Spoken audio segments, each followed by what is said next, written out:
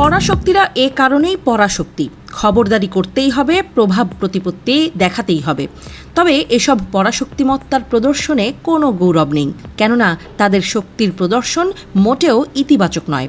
সে যাই হোক, যুক্তরাষ্ট্র ঘোষণা দিয়েছে রাশিয়ার সঙ্গে কোনো দেশ বাণিজ্যিক সম্পর্ক রাখলে তাদের ওপর 500% শুল্ক আরোপ করা হবে এবং এর প্রভাব পড়তে পারে ভারতেও।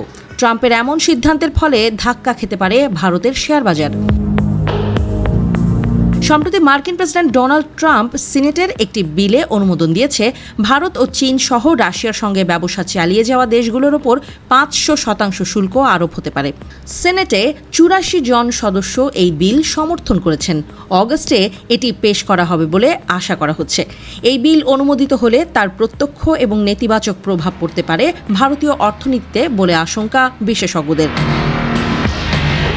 এই খবর প্রকাশ্যে এনেছেন Republican senator Lindsey Graham. ABC নিউজের সঙ্গে একটি সাক্ষাৎকারে তিনি বলেন, কেউ যদি রাশিয়া থেকে পণ্য কেনার পাশাপাশি ইউক্রেনকে সাহায্য না করে, তাহলে মার্কিন যুক্তরাষ্ট্রে আসা তার পণ্যের ওপর 500% শুল্ক আরোপ করা হবে। ভারত ও চীন পুতিনের দেশ থেকে 70% তেল কেনে, যা রাশিয়ার যুদ্ধযন্ত্রকে সচল রাখে।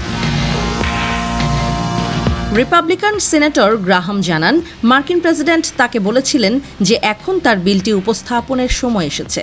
ওয়াল স্ট্রিট জার্নালের একটি প্রতিবেদন অনুসারে ডোনাল্ড ট্রাম্পের প্রশাসন আগে লিন্ডসে গ্রাহামকে আইনের বাধ্যতামূলক শর্তাবলী, যেমন হবে এর পরিবর্তে হতে পারে এর মতো আরও বিচক্ষণ শব্দ ব্যবহার করার জন্য অনুরোধ করেছিলেন, যেন এর বাধ্যতামূলক প্রয়োগের বিধানগুলোকে দুর্বল করা যায়। প্রস্তাবিত শুল্কগুলো ভারত ও চীনকে সবচেয়ে বেশি প্রভাবিত করবে। পরিসংখ্যান বলছে, ভারত রাশিয়া দ্বিপাক্ষিক বাণিজ্য 2024-25 অর্থ বছরে সর্বকালের সর্বোচ্চ $68.7 বিলিয়ন পৌঁছেছে, যা মহামারীর আগের $10.1 বিলিয়ন পরিসংখ্যান থেকে বেশি। ভারতের বর্ধিত রপ্তানি এবং রাশিয়ান তেল ও অন্যান্য গুরুত্বপূর্ণ পণ্যের উল্লেখযোগ্য আমদানির কারণে এই বৃদ্ধি মূলত ইন্ধন পেয়েছে।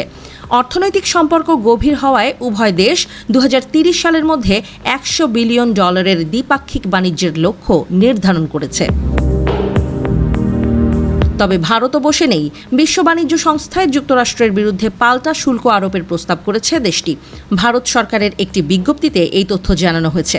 তবে এই শুল্ক সুনির্দিষ্টভাবে কী পরিমাণ হবে বা কোন কোন পণ্যের ওপর শুল্ক আরোপ করা হবে তা বিজ্ঞপ্তিতে উল্লেখ করা হয়নি।